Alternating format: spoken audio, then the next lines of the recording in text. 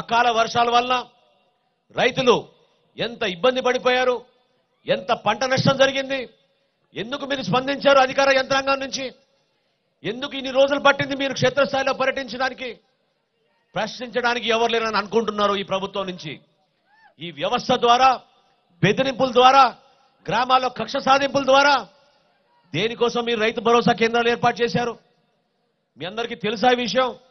రాష్ట్రంలో రైతు భరోసా కేంద్రాలు 10,000 ఏర్పాటు చేశాడు ఈ ముఖ్యమంత్రి. దేనికోసం?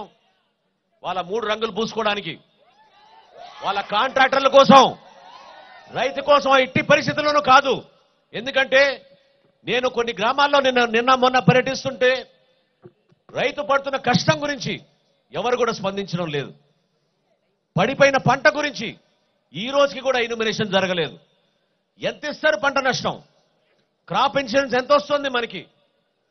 ప్రతి గింజ కొంట అన్న ముఖ్యమంత్రి ఈరోజు ఎందుకు కనపడడం లేదు ప్రజల్లో? ఏమైపోయింది నీ పాదయాత్రలు? రాజకీయాల్లో విలువలతో కూడిన రాజకీయం చేయాలి. పదవుల్లో వచ్చినాక ఇంకా బాధ్యతతో చేయాలి.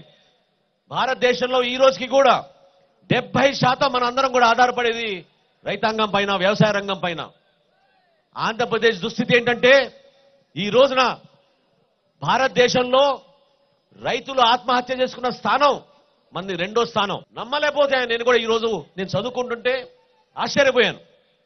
అదేవిధంగా కౌలు రైతుల ఆత్మహత్యలు భారతదేశంలో ఆంధ్రప్రదేశ్ ఈ రోజున 3వ స్థానంలో నిల్చుంది. దీనికోసమా ఈ ముఖ్యమంత్రి చెప్పండి? దీనికోసమా ఈ పరిపాలన చెప్పండి? దీనికోసమా మీరు చేస్తున్న లక్షల కోట్ల రూపాయల వాగ్దానాలు దేనికి ఉపయోగపడ్డాయి మీరు చెప్పండి?